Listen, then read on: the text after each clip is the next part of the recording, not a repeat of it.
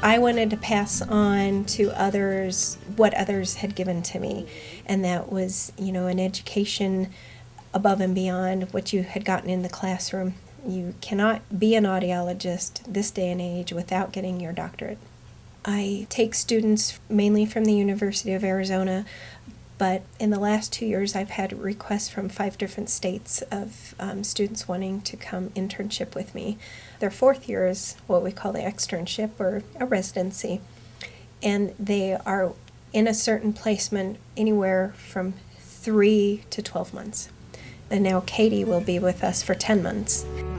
My name is Catherine Brown. I'm a student at the University of Arizona working on my doctorate of audiology, and I'm in my 4th year. And I was lucky enough to find Judy and get a placement with her office here. The building here at Oro Valley Audiology is beautiful, and it is so well designed so that you can just flow right from the waiting room into the rooms that we see you in. It's a beautiful office with wonderful art and wonderful staff, and I'm very glad and lucky to be working here.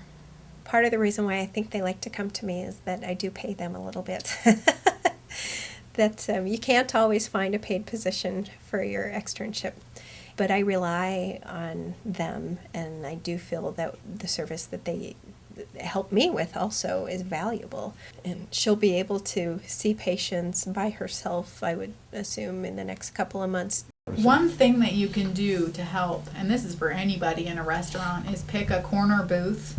If they ask you if you'd like a booth or a table, just say, I'd like a corner booth. Right. And then you want to face so that your back is toward the restaurant, and so that the person you're speaking to is at the wall. Okay.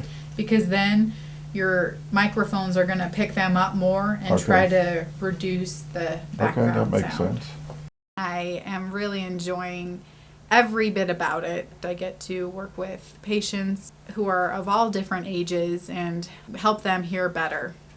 We have walk-in hours every day from 11:30 to 12:30, so they have a plethora of problems when it comes to hearing aids, why it's not working or why it's making a funny sound. They are immersed in the private practice setting. My favorite thing and why I wanted to be an audiologist is I love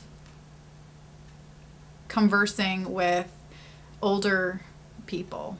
Elderly patients are so fun, and they all have their own stories that they can share, and they all have their own personalities about them that make them unique. And I think that it's really great to learn from them and use them as an example for what I want to be when I grow up.